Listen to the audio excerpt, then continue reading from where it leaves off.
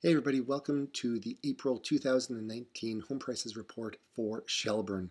So today, it's kind of interesting, when you're looking at what happens in the marketplace from month over month over month. The one thing that I'm going to tell you is, number one, things can change pretty rapidly, and number two is if you don't have your guide to the Shelburne Home Prices Report, just reach out to me, let me know, and I can go ahead and get that sent to you. So um, the first thing I'm going to start off with is the unemployment rate is the lowest it has been in 44 years. And that bodes really well. So if people are looking for homes, they have the job to be able to support the mortgage, and our economy continues to roll. Now, the other thing that I will go ahead and say is other parts of the world are really paying attention to our mortgage industry and how that works, especially with the stress test that was introduced in the end of 2017. That is here to stay. It's not going anywhere, and it really does protect the consumers from really certain impacts that can happen in our economy.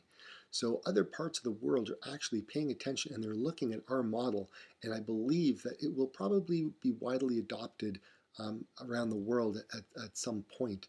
So I think this is awesome, to be quite honest.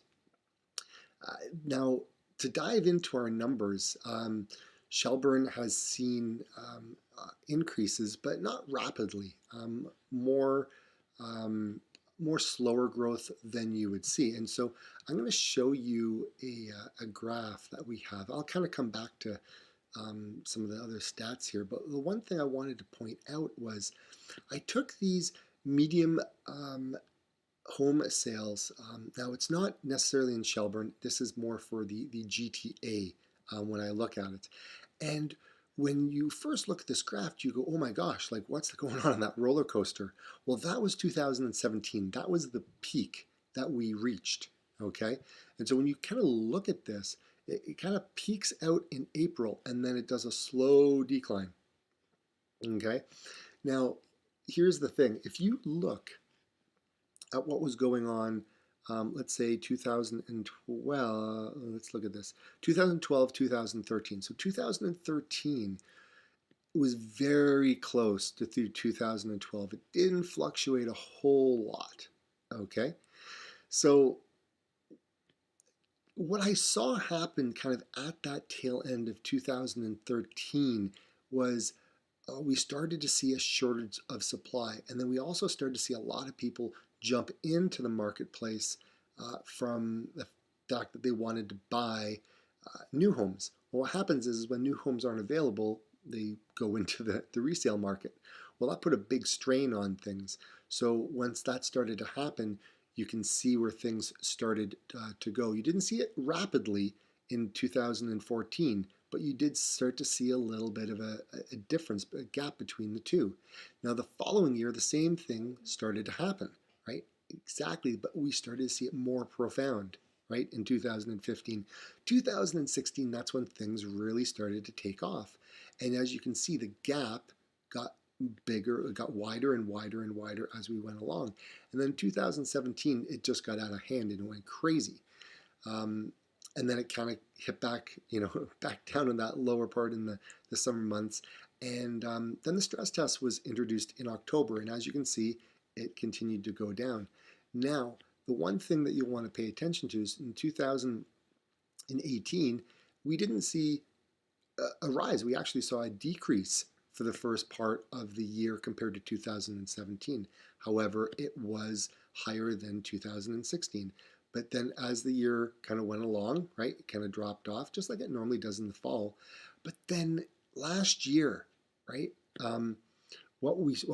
this year, what you saw was more of a return to what was going on in 2012 and 2013, right? So these low, right, very, very close to what was going on the previous year, right? It's still kind of going up, however, not very rapidly, and we're kind of like right on the money where we were last year. We don't really see any growth really.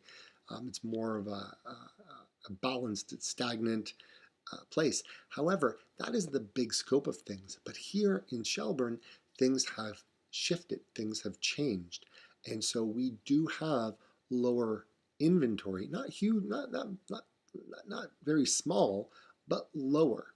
And with that, there's still buyers. And when you run into that, you still will run into scenarios where there may be multiple offers. However, the multiple offer days of multiple digit increases from previous offers, or 5 or 6 or 7 offers on the same time, you don't have that. It's more of a low scale, more like 1 or 2, right? And so if that's the case, typically you're not going to see any real crazy jumps in terms of price. You'll pretty much see like balanced pricing. So whatever they're asking, someone's going to give. Maybe they'll give a few things off on the conditions and things, but we start to see that, right? So anyway, something to consider if you're thinking about selling, but there is lower. Now, if I take a look, I'm just going to shift back here, shift back in my gears. So, big picture, what are we looking at? I mean, you're looking at about 50, anywhere 50 to 55% of homes that are listed get sold. So that's not too bad. However, I look at the numbers that I've done, and we're batting at about 94% of the homes get sold. So very, very different than what the typical market is doing. Pricing is very important. You don't want to scare people off, but you want to get the most for your home. So the balance to play out there. So we're looking at year to date. What is the average or the median home price sale? So we're looking at 488,000, which usually takes about 54 days on the market. That's year to date, and you get about 98% of what you're putting in or what you're asking. Right. So again, numbers as to what's been selling. So pretty much everything that's kind of going on, it's moving, but to a degree. We looked at these numbers, we looked at that last month, and then here, let's just go down to where there's not a lot of semis or condos and things like that, but I mean, Shelburne is more of a detached town. But if you look at the numbers, we're 12 sales for last month. Again, average price here, 504 with a median price of 489. So 63% of the homes are selling, that get listed, and we're about 99% of asking with 19 days on the market. So if you're interested in a number of other activities that we do that we can provide, we got a pinpoint price analysis. That's where I could come over and give you a really good idea as to what your home could sell for in today's marketplace. There's a room-by-room review where you can figure out what needs to be done to get your place up on the market. And then there's more of a silent market where the homes aren't necessarily on the market yet, but we can get some interest in your home with buyers who are currently looking without actually putting it on. So there's a number of things that we can provide. So hopefully you enjoyed it, everybody, and I look forward to seeing what happens in May. Take care. Bye. See you for now.